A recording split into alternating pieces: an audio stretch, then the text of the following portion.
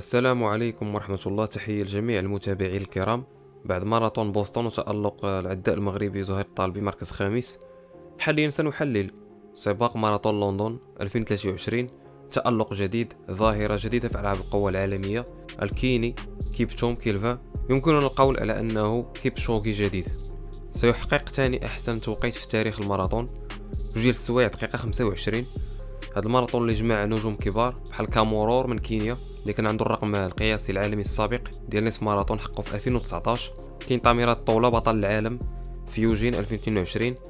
ماراثون لندن البداية ديالو كانت سنة 1981.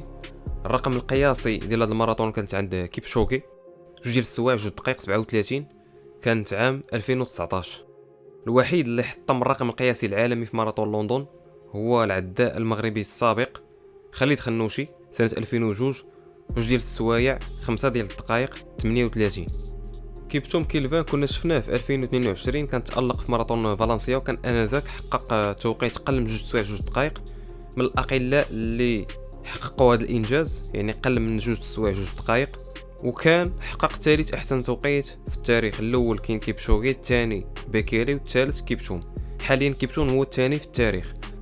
وكيلفان كيبتوم رجع لدارهم ورجع معاه واحد المكافأة مالية هامة، تقريبا واحد 230 ألف دولار، مبلغ مالي كبير جدا في سباق واحد، لأنه دار توقيت قل من 2-3، حطم الرقم ديال هذا الماراثون ودار مركز أول. يعني كاين لي بونيس بلس البريم ديال السباق.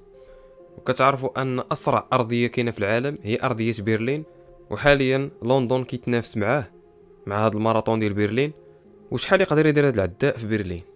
من الناحيه النظريه ممكن يدير قل من 2 سوايع دقيقه نظريا فقط، علما ان العداء عنده 23 سنه، فاذا عرف كيفاش يحافظ على اللياقه البدنيه ديالو، ما يتبليساش، ما يجيوش اصابات، فممكن انه يسيطر على جميع الماراثونات العالميه بدون استثناء. اول نصف ماراثون كان في الساعه دقيقه 40، ايقاع سريع، ولكن نصف ماراثون الثاني يكون اسرع، وأسرع نصف ماراثون في سباق ماراثون في التاريخ، 59 دقيقة 45 ثانية، هو الأسرع على الإطلاق. قدرة كبيرة على إنهاء السباقات. تصوروا أن البيرسونال بيست ديال شي عداء اللي حتى هو مستوى عالي كتكون فوق الساعة في سباق نصف ماراثون. يعني هذا العداء في 21 كيلومتر الأخيرة حقق 59 دقيقة 45، بل أكثر من ذلك. فاش وصل لساعة ونص ترك الكوكبة، زاد في الاكسيليراسيون، سرعة جنونية، حتى انه ما شربش الماء ديالو، ورغم ذلك دار ما بين 30 كيلومتر و35 كيلومتر دار 13 دقيقة 49، وكأنه سباق على الطريق ديال 5 كيلومترات وليس سباق ماراثون.